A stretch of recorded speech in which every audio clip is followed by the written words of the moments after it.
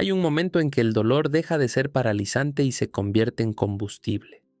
No para todos, no siempre, pero cuando pasa, cuando esa conversión ocurre, la persona que sale de ese proceso es irreconocible, comparada con la que entró.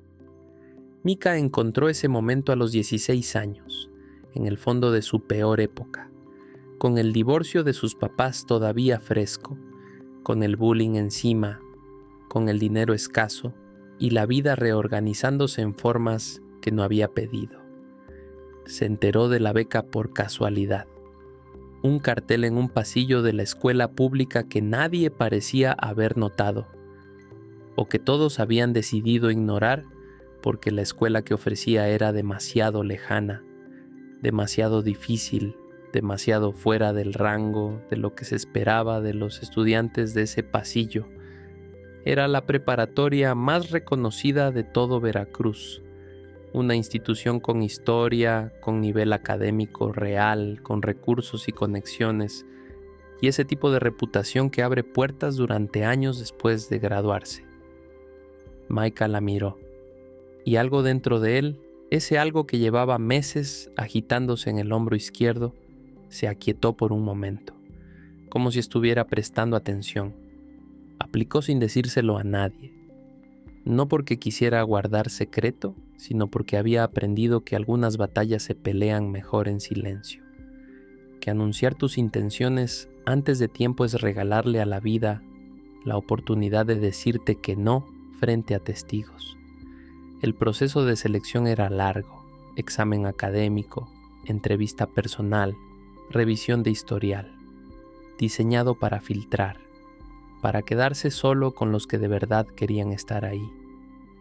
Mika estudió de noche cuando su hermano ya dormía y su mamá pensaba que él también dormía, con los libros prestados de la biblioteca porque no había dinero para comprar los propios, con una concentración que él mismo no sabía del todo de dónde venía.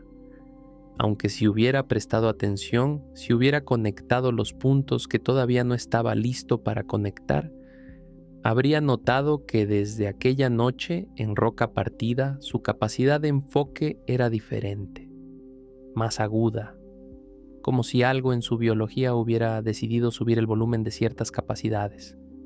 No lo notó. Todavía no. Solo estudió. El día del examen llegó un miércoles de enero. Mika se levantó antes que todos, se vistió en silencio y tomó el camión solo. Entró al edificio de la preparatoria y lo primero que pensó fue que ese lugar olía a posibilidad. No literalmente, pero así es como lo recordaría siempre. 4 horas después salió con la certeza tranquila de que había dado todo lo que tenía. 2 semanas después llegó la carta. Su mamá la abrió antes de que él llegara de la escuela. Cuando Mika entró a la casa, ella estaba sentada en la mesa de la cocina, con el papel en la mano y una expresión que él tardó un segundo en descifrar porque no la había visto en mucho tiempo en su cara. Orgullo, puro y simple. Mika leyó la carta. Había pasado. No dijo nada. Se sentó frente a su mamá y los dos se quedaron un momento en silencio. Ese tipo de silencio que no necesita palabras porque las palabras serían menos de lo que el momento merece. Su mamá puso la mano sobre la suya, y Mika supo que aunque el mundo se hubiera reorganizado de maneras que no había pedido, aunque el camino hubiera tenido más baches de los que esperaba, había algo que nadie le había podido quitar: la capacidad de encontrar las puertas y de abrirlas.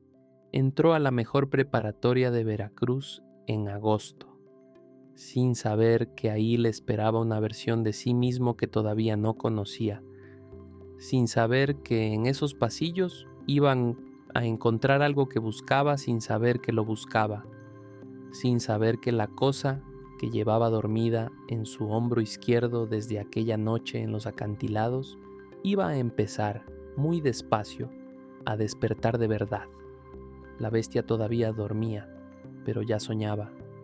En el próximo capítulo comienza el arco 2, la preparatoria y la primera vez que Maika entiende que hay algo en él que la gente siente antes de verlo.